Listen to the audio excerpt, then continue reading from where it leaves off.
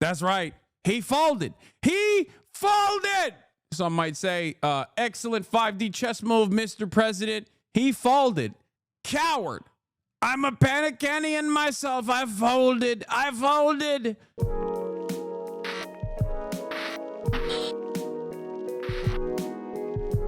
I'm saying it. All right. Let's do it. Let's get into it. Have you seen the U.S. Treasury bond yield going straight up? The CCP starting an offloading process. Inflation going to skyrocket if this continues. Yes, we're going to talk about all that boring shit. That's actually quite important because last night I changed some of my attitude. And Donald Trump backing away from the tariff strategy that he posted also only reconfirmed the suspicion that I had. There is a method to this madness. A couple days ago, I showed you Trump's chief advisor, one of the most consequential, one of the most influential people in the administration, and his 5-point bullet plan that he had posted. Okay, if you recall. And I said to you back then, this is the real thing. This is what they're trying to do. Don't listen to any of the other noise. What was his name? I'm forgetting now. I keep forgetting his name, but it's not Besant. It's not Lutnick. It's not Navarro. There is another guy. Okay. You're signing Stephen Moran. That is the name of the dude. Thank you, chatter. Stephen Moran. That is who we are talking about. Okay. Hold on. Stephen Moran came out with a 5-point plan. Okay.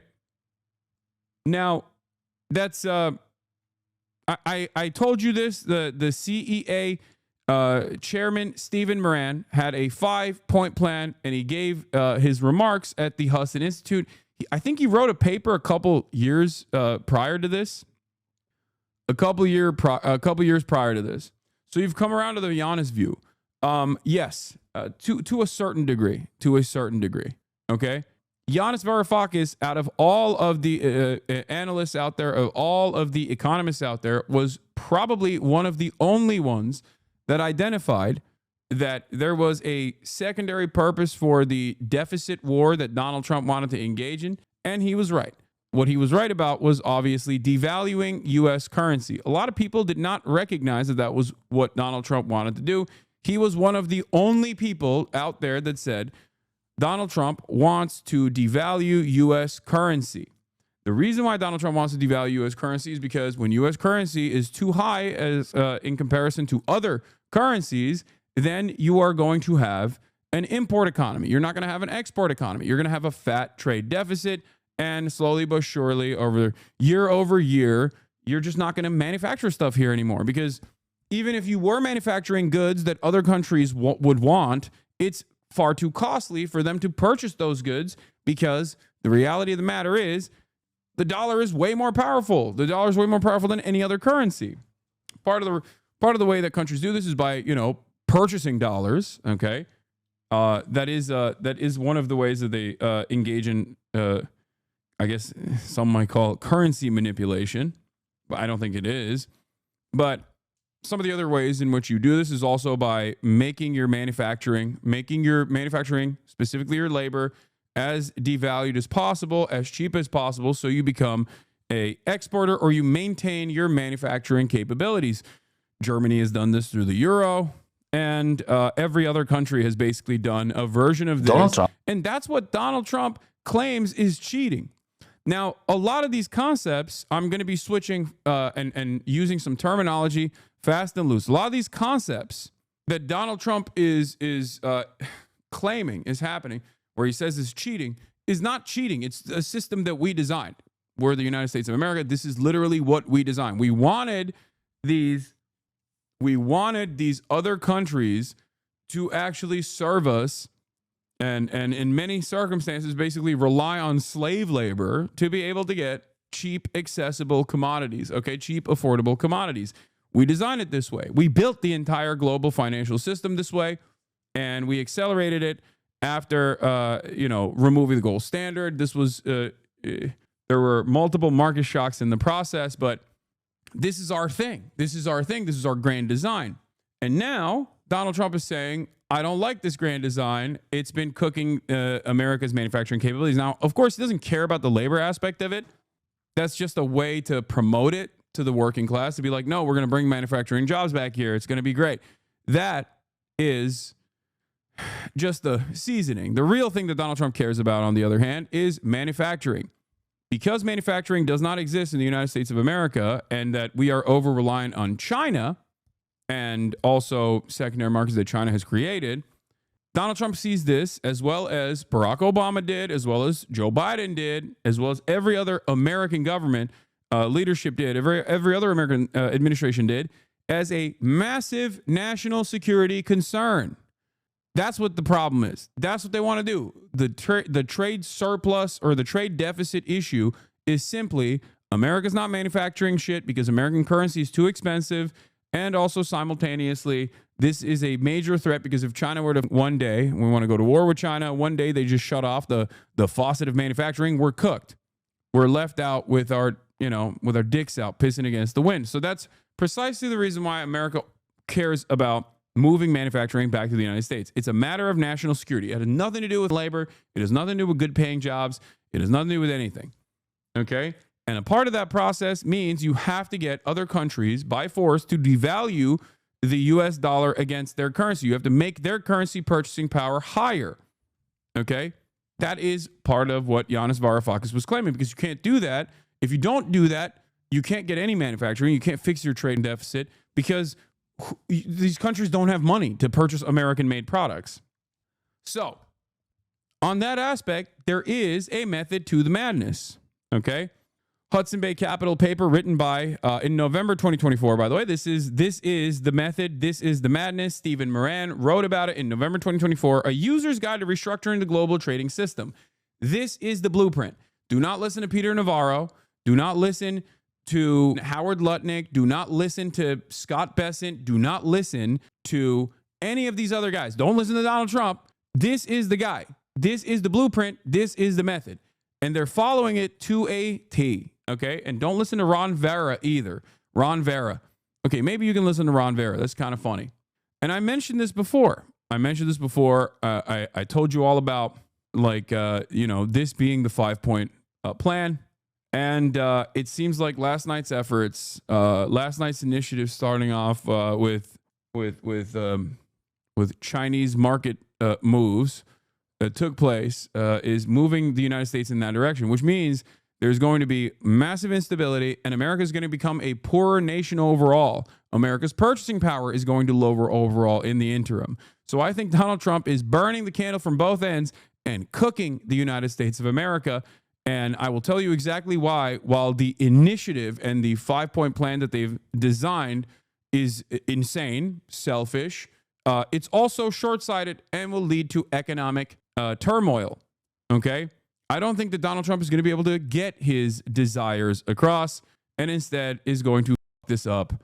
Don't listen to them, but they're using what you're saying to listen to. Wait, what? No, I'm saying that if you listen to Howard Lutnick or Scott Bessent or Donald Trump, you are going to be confused, because the real thing that they are, the real guiding principle behind what they are trying to do, the actual moves that they're making right now, are written by this guy, Stephen Moran. Now, let's get started with the stock surge as Trump announces 90-day pause on some tariffs, and then I will get back to what I'm talking about as well, okay? This is an ABC. Also, 125% tariff on China is irrelevant, okay? Because once you hit like 30% tariffs or 40% tariffs on China, it's over, okay? You've already severed ties with China in terms of trade. The difference between 85% tariffs on China and 125% tariffs on China is nothing. It is negligible. The reason why it's negligible is because you've already maxed out on the tariffs. You've already severed ties. Ain't nobody is going, I desperately need this thing from China. I'm going to go and get it. And now I'm going to have to pay extra. Like, it's just not a thing, okay? It's functionally a trade embargo. You know, you might as well say we're going to put 1,000,000% tariff on China. It's done. You are enforcing a trade embargo by way of tariffs. ABC News special report. Hi, I'm Diane Macedo. We're coming on the air because President Trump has announced a 90-day pause on tariffs against most nations while raising tariffs against China. The markets have jumped on the news right now. We're seeing the Dow up about 2,000 points. The president posted on social media saying, quote, based on the lack of respect that China has shown to the world markets, I'm hereby raising the tariff charge to China by the United States of America to 125% effective immediately. At some point, hopefully in the near future, China will realize that the days of ripping off the USA and other countries is no longer sustainable or acceptable. The president went on to say that based on the fact that more than 75 countries have reached out to the U.S. to negotiate, he is putting a 90-day pause on most other tariffs. I want to bring in our ABC senior political correspondent, Rachel Scott, at the White House, where we just heard from the press secretary and the Treasury Secretary, on this. Rachel, how are they saying this is going to work now? It's pussy time. Treasury Secretary Scott Bessent, as well as the press secretary Caroline Levitt, are speaking to reporters right now here at the White House. That's right. That's right. He folded. He folded. Some might say, excellent 5D chess move, Mr. President. He folded. Coward. He said, panicking. I'm panicking. I'm a panican alert. I'm a panicanian myself. I folded. I folded. Trying to explain how the administration is going forward on this. So just the headline here, the president was asked about whether or not he was going to do a 90-day pause just days ago by our own Mary Bruce. He said at this time it was not something that he is considering. Now the president is going forward with that 90-day pause. For most of our trading partners, it will be at 10% for everyone else but China. China, the tariffs are now rising to 125%. The White House is insisting that 75 countries have come to the table, have reached out to this administration and the White House to continue these negotiations. It is very notable that China really not a part of those discussions right now. You see this tit for tat between the United States and China as this trade war between us and one of our largest trading partners is now escalating. But the bottom line here, Diane, the president is pulling back on some of those retaliatory tariffs that he initially announced just days ago, Diane. And I want to bring in Whit Johnson, who spent the morning on the New York Stock Exchange. Whit, this is at least partially the news that so many investors were hoping to hear. This is exactly what people were asking for. The one thing that's sort of missing in all of this is the clarity. Dude, I'm done. I'm done with the media. I'm done with Donald Trump. I'm done with the dumbass Americans. I think we deserve this destruction, okay? Because Donald Trump did the same thing he always does. He broke something. Everybody went, "What are you doing? You are killing my children." And then he turned around and was like, "I'm not fixing it. I'm not fixing it." And then when push came to shove, he was like, "Okay, I won't break it any further. I'll break it only a little bit." And now everyone's like, "Brilliant chess move, Mr. President. What the are we doing? What are we doing?" Oh, finally, a brief respite that everyone was demanding. Finally, the markets will breathe again. And it's like, dude, none of this had to happen. What the are we talking about? This has literally been the exact same thing that Trump did his first administration. He did it in this first tenure. Term one, he did this exact same shit. Term two, he's doing the exact same thing. And he's done it over and over again in the past 3 months. Okay? It is so psychotic. I cannot comprehend how these people are so delusional, how they have deluded themselves. I make a stupid decision, something really bad happens. I convince my followers the problem is now magically solved. I reverse my decision. I make a stupid decision again. It's that. This is what's happening. Yeah, biggest one-day gain for NASDAQ since 10/13/2008. This is why I hate the stock market. It is fake. It's bullshit. It's not real. Money is not real. Don't tell me the stock market is real, okay? It is so fake. It's the most fake shit of all time. It is the most fake shit of all time, dude. Holy moly. That's why I kept stressing the importance that, like, your 401ks diminishing is consequential, certainly. But what is more important here is the potential for layoffs. It's an indicator of the economy getting worse because the stock market gains are privatized at the tippy top, but the losses are socialized. This is precisely the reason why when it's doing well, you're not necessarily doing great, okay? But when it's doing poorly, you will suffer. Yeah, this is the meme. I'm adding tariffs. This will create jobs. I'm removing tariffs. Art of the deal. I'm adding tariffs. This will create jobs. I'm removing tariffs. Art of the deal. I can't stand these people. I can't stand the stupidity of Trump supporters and Trump dick riders in the media that are constantly going, oh, the market's green again. It's just stupid. Oh, we did it. Okay, yesterday you said the market was red, but it's inconsequential. Today it's green. Yesterday you said the tariffs are good. Today you're saying art of the deal, baby. Trump removed the tariffs. You have nothing. You're just responding to stimuli. You're like a sea cucumber, dude. You have the processing power of a barely functional, barely living organism. You're like a vegetable. I don't know. I don't know how to have a conversation with people like this. I don't know. It's so stupid. And by the way, the pain is not done. It's not over. The destabilization will continue. Also, this is a pause on the tariffs that were going in place today. There's like 10% on every country plus 125% on China. Like companies are still getting exactly. I'm gonna be talking about all of that in a second. I just think it's funny that the market rallies so easily to be like, oh, thank God he didn't over that hard. Oh my God. Oh, I thought he was going to do it. It's like, okay. Oh, he's not doing it. Oh, thank God. Dummies. And the specifics. Obviously, we have the 90-day pause. There's some time for investors to digest. But what's interesting with the 90-day is that's what basically people have been calling on the president to ask for.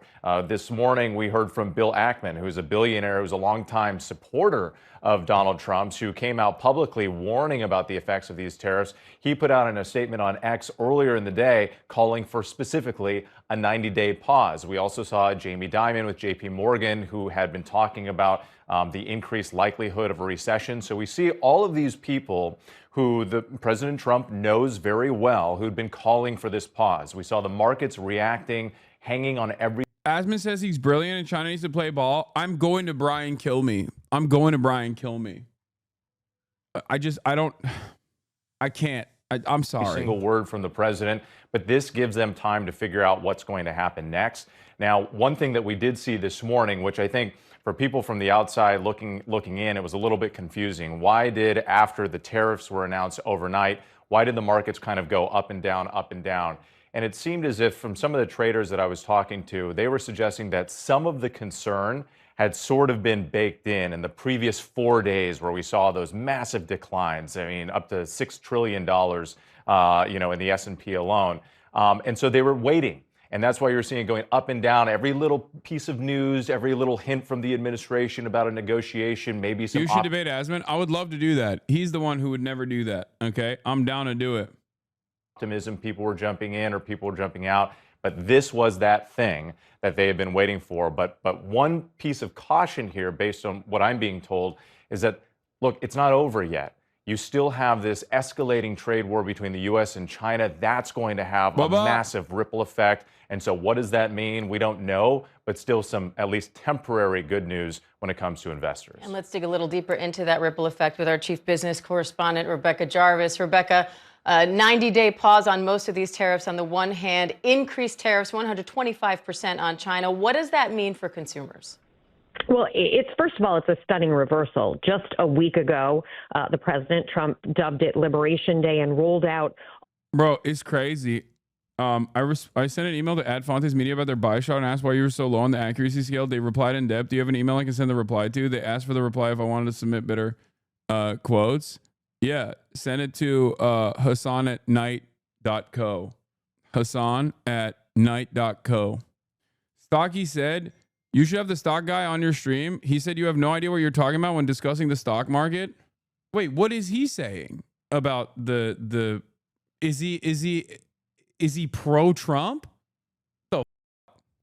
Ain't no way.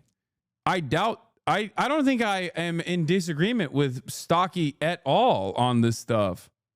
Him and his chat talk about you constantly. Wait, first of all, anyone, there's no way he likes Donald Trump. That's number one. Y'all are delusional if you think that he likes Donald Trump. Number two, in terms of anybody trying to make, anybody trying to come up with like what the reason is for why Trump is doing this kind of thing, it has nothing to do with market fundamentals. It has nothing to do with understanding micro or macroeconomics. It has nothing to do with finance whatsoever, because Donald Trump and his admin are not moving in that way, demonstrably so. Look at the impact that it's had on the stock market.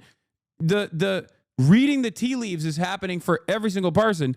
And I would go so far as to say that I have a better assessment on what the Trump administration has been trying to do than most of the analysts that you've seen, because I cover a broad swath of different opinions here on this broadcast. So there's no one has the perfect answers, myself included. But in terms of like making sense of the senseless here with respect to what Donald Trump and his administration has done, I think that I have a pretty solid assessment. I think it's just simply a easy way to say like, oh, no one else knows what the is going on here. Neither Asman nor Hasan know what the they're talking about.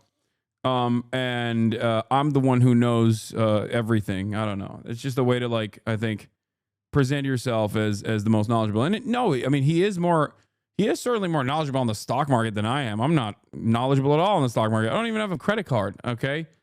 Let's be real. I think that chatter just simply wants to do drama stuff.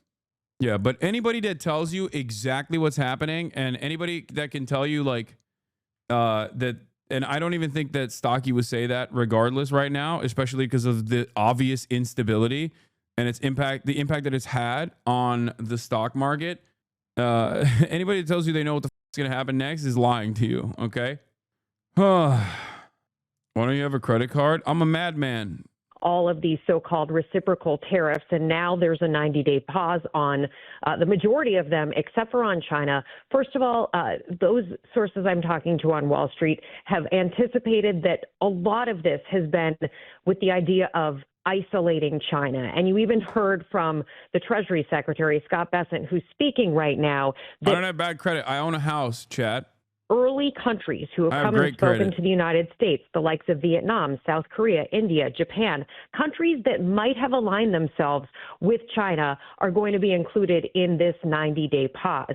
That said, China is still a very, very important trading partner with the United States. They export about $440 billion worth of goods here to the United States. A number of small businesses and big businesses rely on China, and it appears that things are continuing to escalate there with part of this directive, including that increased tariff on Chinese goods that are coming here to the United States. So when it comes to those items like clothes, shoes, toys, electronics, some furniture that are coming here from China, when we've been talking about these possible price increases if the tariffs are to stay in effect, that is still on the table. Those price increases are still on the table, and anything that's coming from China, whether it's already left.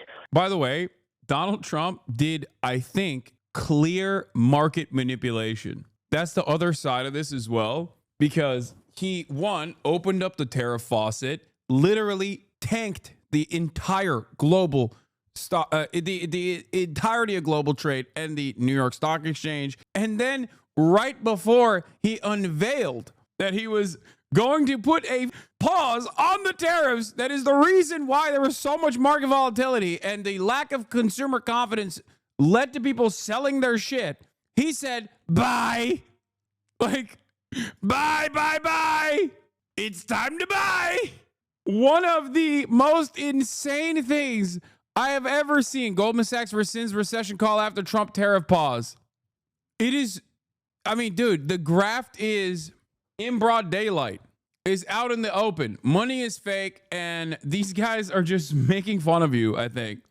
They're doing shitcoin stuff, dude. Do you know how crazy this sequence is? Yeah, look at this.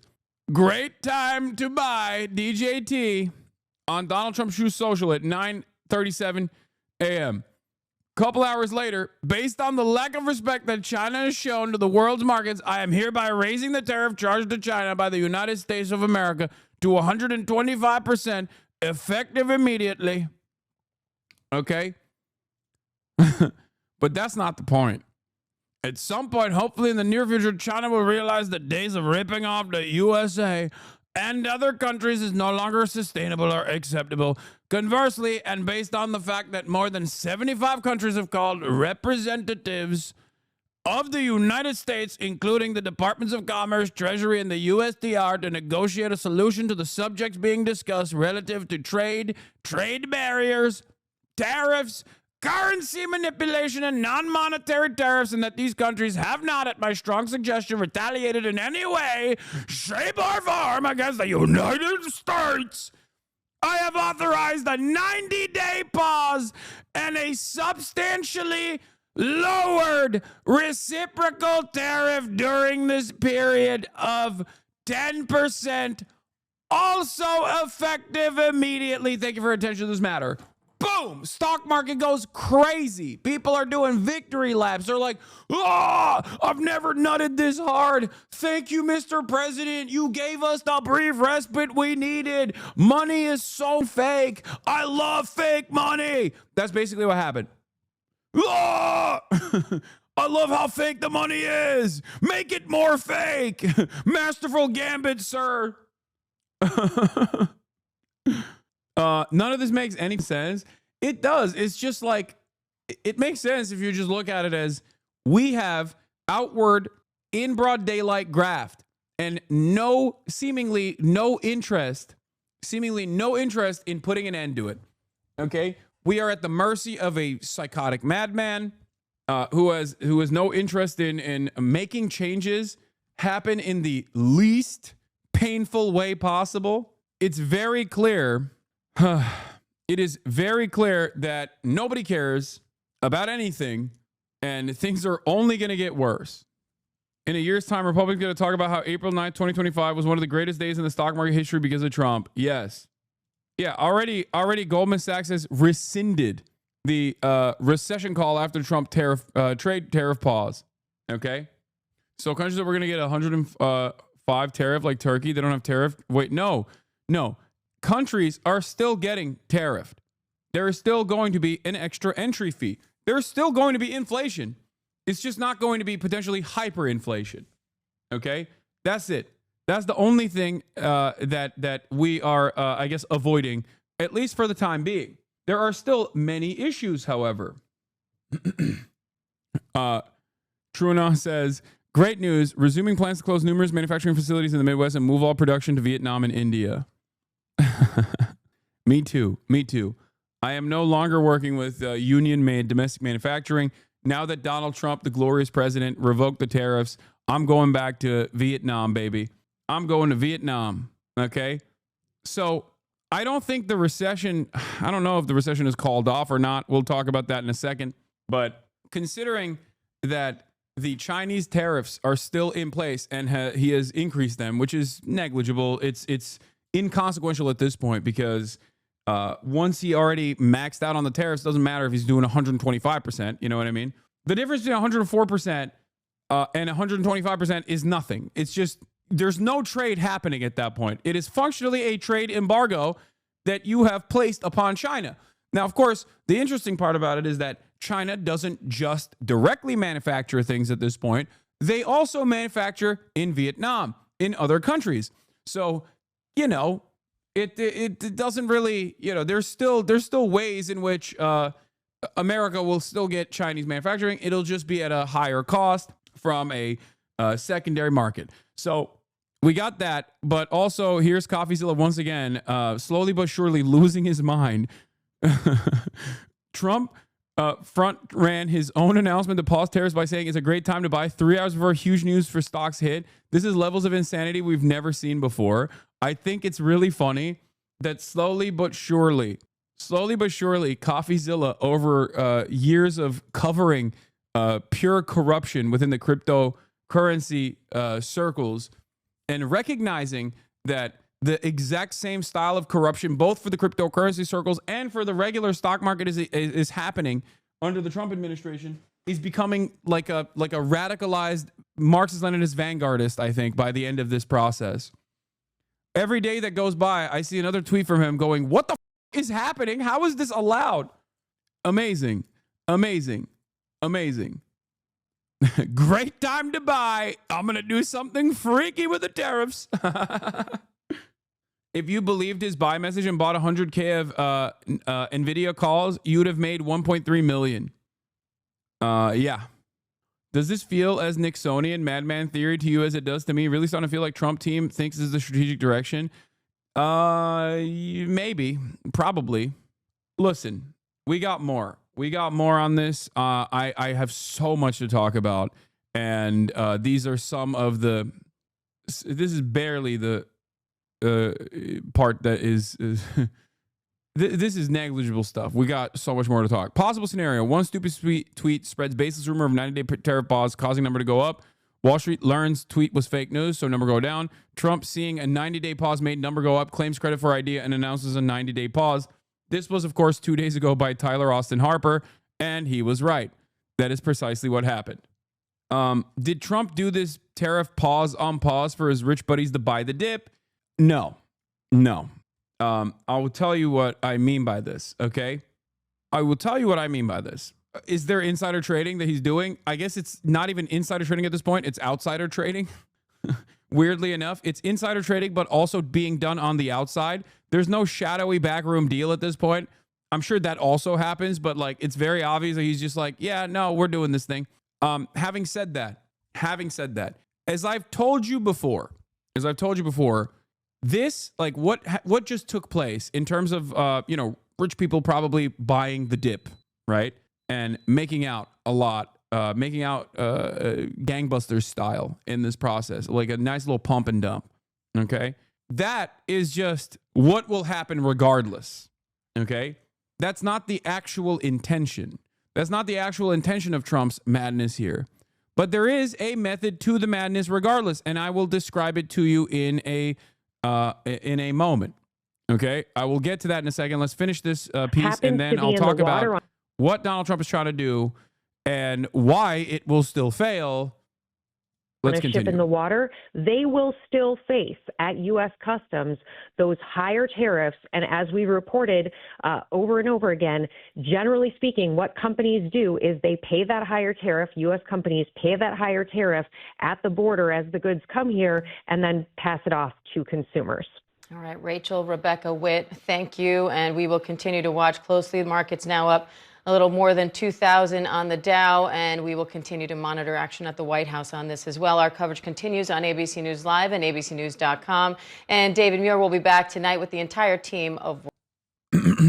Oh, yeah, here comes the press secretary and the... There's something really funny. Are the tariffs over? For the time being, the universal tariffs are over. They're done, okay? Will they come back? Nobody knows. Most likely it will, because Trump is crazy. But as far as the Chinese tariffs, they are still very much in play. They are not over, okay? It is far from over. It is far from over. Okay. They're not done. They're reduced to 10%. Exactly. So there will still be an increase in prices.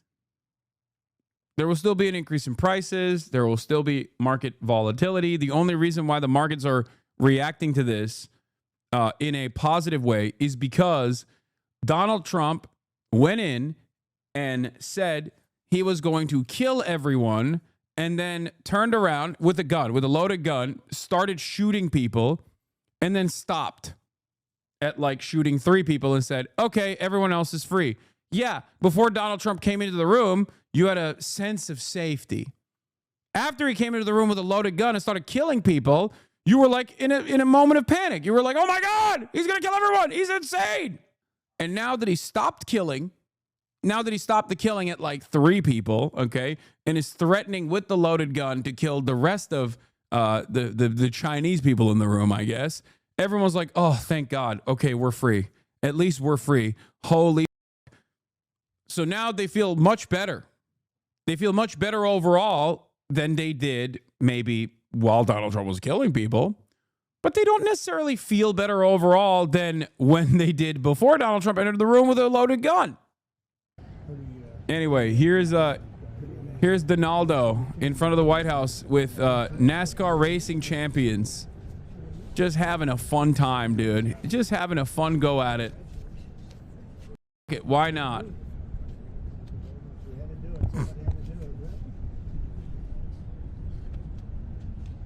Thank you very much, everybody. We have a very special day for a lot of reasons, actually, if you really think about it. Now, one of the funniest parts about all of this, of course, is that the Republicans that spent every moment trying to tell you how good universal tariffs are in application are now turning back and saying, brilliant move, sir. Thank you for taking away these awful tariffs. You are the king. Okay?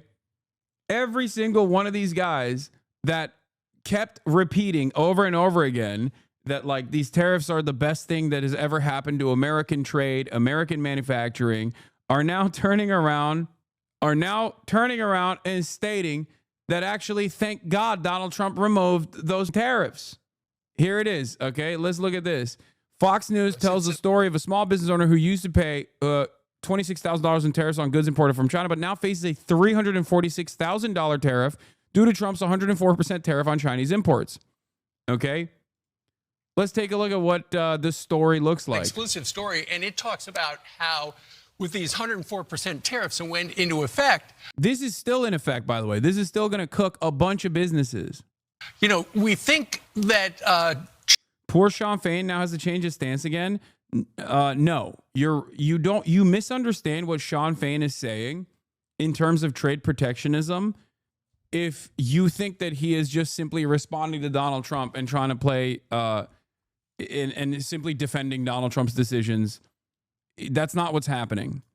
The UAW's position on trade protectionism is built around is built around wanting to maintain domestic manufacturing. Ironically enough, I think it's also still short-sighted. No, I don't think this chatter means Sean O'Brien. He means Sean Fain, who is the union leader of the UAW. Now, Sean Fain and the UAW's communication on these tariffs has been overall positive. Cautious but optimistic. Okay? Cautious but optimistic. Part of the reason why it's cautious but optimistic is because they're not for free trade. It's understandable. It's understandable that they would be anti-free trade. It's understandable that they would be pro-trade protectionism. I've talked about this already. The issue that I have with the ways in which Donald Trump has applied these broad tariffs is, of course, the reason why he did that is because, or the ways in which he did this insane thing was damaging to the global economy and damaging to even domestic manufacturing as well. It was damaging the domestic manufacturing because there's still a shit ton of parts that come from outside of the United States of America when you're manufacturing and assembling a vehicle in the United States of America. So obviously companies would start signaling layoffs in the process if these tariffs were implemented, because you can't do trade protectionism if you don't have the manufacturing hub that was built ahead of time. Okay? China is going to have to pay for it, but it tells a story of a special needs toy importer. And when the tariffs went into effect at midnight, his tariff, he's been paying a tariff because he gets stuff from China, $26,000 a year. His tariff bill went from $26,000 at midnight to $300. Wait, I don't get it. I thought that China would pay for it. Why is Fox News telling me that China will pay for the tariffs yesterday and then telling me today that actually it's an American small business owner that will pay for it? What's really funny about this, dog, please stop spamming. What's your solution on Israel and Palestine? And what would you hope would happen? And how do you remove apartheid? Also explain Taiwan and China. Who do you support? Can you explain some economics and books that I should read and learn more? Why did you personally choose socialism? Chatter, I love that you're curious, okay? I love that you're curious, but holy please stop spamming. I'm not going to literally stop covering the most consequential issue right now, the most newsworthy issue right now, and just take a sidestep to just describe to you all of these concepts, dude. Oh my God. That's crazy. Let's get back to Fox News. $46,000. And that's money he's going to have to come out of his pocket. It sounds like he's going to have to go ahead and close down part of his business. He tried to make the toys in the United States, but the tariff on that, his most popular item, went from 0 to $17 at midnight. And what he told the New York Post is people don't understand the tariff situation. They think just foreign countries are paying for the tariffs. That's not true. Half of the tariffs are being paid for by U.S.-based companies. Yeah. So when you look at the big numbers and they look good, just remember that according to this guy, half of the small businesses and half of the tariffs are being paid by Americans. Well, wait. That's only because that's only if Chinese manufacturers reduce their prices on their end and take on some of that cost. Anyway, Trump is responding to questions. Let's take a look. $1 trillion off trade with the United States. That's not right. And now I've reversed it. It's for a short period of time, but we made $2 billion. We're making now $2 billion a day. And somebody had to do it. Roger actually said it. Charles Schwab was here a little while ago, one of the great financial people, and he said, he's been waiting for 40 years for somebody to do what I did over the last month. Wait, hold on. This has subtitles. One of the great financial people, and he said he's been waiting for 40 years for somebody to do what I did over the last month. And if you didn't do it, you wouldn't have a country. It wouldn't be sustainable. So I'm honored to have done it. And you know, look, nothing's over yet, but we have a tremendous amount of spirit from other countries, including China. China wants to make a deal. They just don't know how quite to go about it. You know, it's one of those things they don't know how quite. I promise they want to make a deal. And they President do. Xi's a proud man. I know him very well, and they don't know quite how to go about it, but they'll figure it out. They're in the process of figuring it out, but they want to make a deal. And we have many other countries, as you know, many more than 75. And they all want to come, and they want to come here, or they'll go to Commerce, or they'll go to Treasury. We have our great senators here and congressmen. They'll call John, they'll do somebody, they'll go through somebody, but they're all calling, how do we do this? They all want to make a deal. Somebody had to do what we did, and I did a 90-day pause for the people that didn't retaliate, because I told them, if you retaliate, we're going to double it. And that's what I did with China. You've never seen a up like this, believe me. We'll see how it all works out. I think it's going to work out amazing. I think that our country is going to be at the end of a year or shorter, but I think we're going to have something that nobody would have dreamt possible. A man like Roger Penske, I don't want to get him in trouble with China, so I won't, but he would know that you have to, someday you have to cut the bow and you have to do what you have to do, right, Roger? And that's what I did, and I'm very happy to have done it. Mr. President, the Prime Minister of Greece just told Breitbart's Matt Boyle that he thinks absolutely the European Union and the United States could work out a trade deal that's win-win and, quote, mutually beneficial to both sides. What do you think about the Prime Minister's comments, and do you think a deal could be struck with the European Union? First of all, I know him. He's a good man, and I appreciate his comments. Yeah, a deal could be made with every one of them. A deal's going to be made with China. A deal's going to be made with every one of them. And there'll be fair deals. I just want fair. They will be fair deals for everybody. But they weren't fair to the United States. They were sucking us dry, and you can't do that. You know, we have $36 trillion of debt for a reason. We don't have it there for fun. They have it for a reason. And people took advantage of our country, and they ripped us off for decades. I've been thinking about this for decades. If you ever saw me on television, I was young like these guys.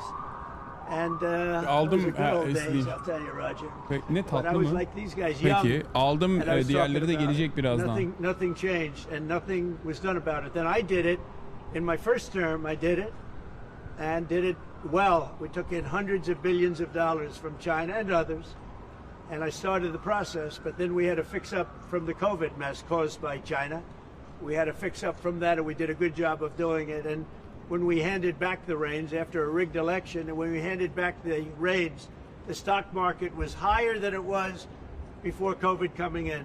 So, you know, we did a great job, but we didn't have time to do the big thing, which we're doing now. And it's, you know, it's like a patient is sick, you have to do surgery. A patient is very, very sick. And Joe Biden handed us over a country that was in very serious trouble, economically and in every other way. They let China run away with things. They let other countries run away with things. And maybe worst of all, in a certain way, is what they did at the border. We had people pouring into our country by the millions. Many of them were murderers and drug lords and thieves and people from prisons from all over the world. And they were people from mental institutions, insane asylums. They were taking their mentally insane and they were dumping them into our country. And I'll tell you, Tom Homan and Kristi Noem are doing a fantastic job in removing them. And now the courts, the Supreme Court just gave us numerous good rulings where we have to be able to get them out. You had other judges trying to take over the system. And think of it, they take over. They want these people coming back. Tren de Aragua from Venezuela, the Venezuela jails that cut off the fingers of a man in Colorado. They cut off his fingers because he called the police looking for help. They said, "Did you call the police?" He said, "Yes, I did." "Put your hand down," and they cut off the fingers. This is what they want to bring these people back now. And I want to thank the president of El Salvador for the job he's done, because that is that's the way it has to be done. It's too bad. Yeah, please. Chuck Schumer and Nancy Pelosi, they've been talking about tariffs for decades. How come when these Democrat elites want tariffs, everything's hunky-dory, but when President Trump wants tariffs, all hell breaks loose? Do you see this double standard? I love this guy, whoever the hell that is. That's really nice. I appreciate that question. No, Chuck Schumer and Nancy Pelosi, everybody knew you had to do it, but they never had the guts to do it. It does take guts. It even takes guts for our country to go through it. That's why I say be cool. They were saying about, see, just be cool. It's going to work out. It's going to work out, and it's working out. I can tell you, working out. Yeah, no, totally. Things are so good. Things are so fine. It's going to take a little conditioning. Teach him. Besides, you have too many energy socialists in here that don't understand the basics. Why answer every dumb question when you can teach thousands at once? Okay, take a week off. Like it. And people investing in our country, they're going to do better than they've ever done before. We have more car manufacturers, Roger, coming into our country now. Speaking of cars, we've never seen anything like it. And they're coming in because of the election, but they're coming in because of the tariff. Yeah, let me start talking about. They don't want to pay 25 or 50 or whatever it may be. They don't want to pay that. They can't China and Taiwan's relationship right now in the midst of this conversation Mexico, instead. Building a plant, they're all coming into the United States. Canada, they're coming in. From China, they're coming in from everywhere. And that's just cars. We have chip makers coming. We're the biggest chip maker in the world from Taiwan, coming in, spending $3 billion to build plants, and mostly a big plant. This is a hell of a plant. I usually do that. The kind of money that I just can't do that here right now in this moment. It's crazy. You know, you'd say million would be the right number. It's not $200 to $300 billion. $billion. Think of that. $300 billion. If you look at Apple, Apple is going to spend $500 billion building a plant. They wouldn't be doing that if I didn't do this. They'd just keep building them in China. And that's unsustainable. It's not a pleasant thing to do, but I appreciate the question. And, you know, interestingly, Chuck Schumer and Nancy Pelosi, Crazy Nancy, they've wanted to do this for years, but they never had a president that had the guts to do it, because it does take guts, believe me.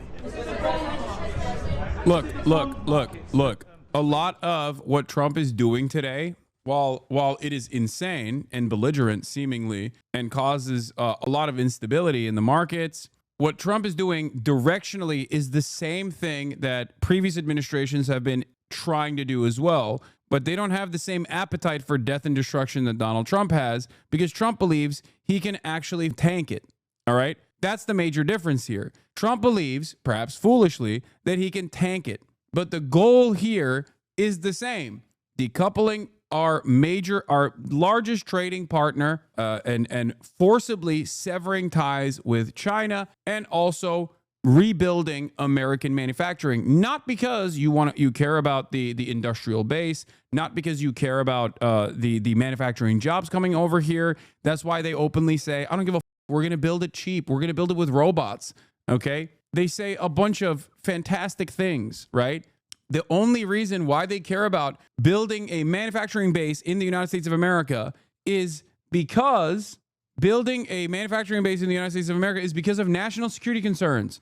The American government does not care about improving labor. The American government does not care about fixing the problems of inequality here. They only care about national security. They only care about national security. They want to build shit here so that China can't just boop, turn off the manufacturing faucet and destroy the American empire when we go to war with them. That is the point. That is the major reason, okay? We want to go to war with China, and we can't go to war with China when we are so reliant on Chinese manufacturing. That's it. And a part of that, a part of resetting the global economy that we have designed to rely on goods being manufactured overseas, is to change the parity of the dollar, to change the currency exchange rate of the dollar and readjust it and devalue the purchasing power that the dollar has. That is what he wants to do. Okay, that's a part of what he wants to do. This is always going to be a painful process. Okay, it is not only always going to be a painful process, but it's also going to be, wait, hold on. I got groceries. This was always going to be a painful process. It was always going to cause market volatility. Okay, and I think Donald Trump is getting some of his wishes in the process. Will he be able to actually achieve his goals? No. I don't think he'll be able to actually rebuild manufacturing here. But if you want to understand what their goals are overall, Arnaud Bertrand actually summarized the insanity perfectly. Okay, I agree. This is my assessment as well. I'm using this as a baseline, as a summarization, because this is basically everything that I've been talking about for the past couple of weeks now at this point. This is an analysis of Steve Moran, the chair of the Council of Economic Advisors, the man perhaps most responsible for these decisions beyond everybody else in the administration that you've heard from. Okay? I showed you his 5 bullet points of what their expectations are from foreign nations already. And I think that is what they're trying to do. All of these back and forth, all these conversations that are taking place with all of our trade partners, all of our allies over the course of the past couple of days is just this, making sure that they start moving in the direction of doing these 5 points in some meaningful capacity. Where is it? Hold on. Let me see if I can find the actual 5 bullet points before we get to the analysis over the 5 bullet points. But does anyone have that tweet still? Because someone had the, is this still aligned with Project 2025? Yes, it is. It is still aligned with it. It's still aligned with the ultimate goals of, here's, wait, no, this is not what I'm talking about. Yeah, okay. Yeah, Jeff Stein posted it. White House aide Stephen Moran outlines 5 potential responses foreign nations can undertake in response to the problems he says are caused by U.S. dollar dominance. By the way, I do want to point something out here. Notice how little attention this stuff gets, because this is the real shit. Okay, it's not Howard Lutnick, it's not Navarro, it's not Scott Bessent, it's not Elon Musk. This is the actual plan, and yet it gets very little coverage and very little attention. It's like shocking to me that all of these brilliant analysts are still, seemingly brilliant analysts, and these economists are still focusing on the smoke and mirrors. This is the reality. This is what they're trying to do. 1, foreign countries can accept tariffs without retaliation, giving U.S. revenue. Okay? This is stupid. That's not how tariffs work. That's not how it would have worked at all. It would just be the entry fee that the Americans are paying for. But that's the point. That's what they're saying. Okay? They can stop unfair, harmful trading practices and buy more from the United States. The real goal here is to buy more from the United States. That's what they want. They want these countries by force to purchase more American products. Do we have the capability of manufacturing more products that they can buy? Maybe. Probably not, especially not in the short term. But that's precisely what the they want to do. They want to literally sell our salmonella chicken and our hormone beef and our F-150s to every single country that will buy it. Every single country that doesn't want to buy it, but they have to buy it.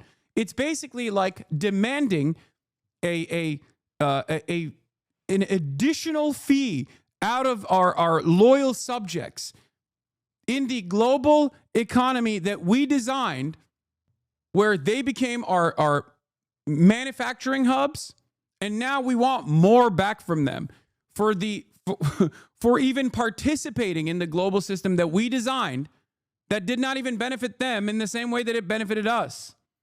Yeah, they want vassals to pay tribute. They want the vassals to pay extra tribute. That's precisely what this is. Wait, what is this? Exactly the video I've been spamming for the last few days, as I explained. Are you talking about this one? Oh, this is the method to the madness, how Trump's tariff chaos actually makes sense, big picture.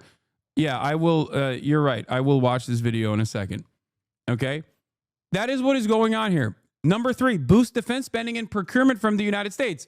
What is a major sector where we have manufacturing capabilities? Weapons. We want you to forcibly buy our weapons. You might not have use for those weapons, but you're going to buy them and you're going to like them. Okay? You have to, because that's what we make. That's the only thing we make. We make bombs. So you have to buy our bombs. Okay? And then, last but not least, turn around and take the crumbs that you have of foreign capital that you've brought back into your country and then reinvest that to make factories in the United States of America. And last but not least, you can write direct checks to the U.S. Treasury. This is the most psychotic part of the 5-point plan, okay? What an insane list of demands. But those are the demands nonetheless, okay? Don't listen to the noise in the market. Don't listen to the market instability. Don't listen to anything else. This is literally what they are demanding. Arnaud writes, that's batshit insane, no other way to call it. We now have the first attempt by the White House, specifically by Steve Moran, the chair of the Council of Economic Advisors, to justify the tariffs based on economic theory. And it is without a doubt the most dishonest piece of economic reading that I've ever had the misfortune to lay my eyes upon. The gist of Moran's argument is to reposition the global reserve currency status of the dollar, not as an exorbitant privilege, which it is, okay, because that is the major power that the United States of America has.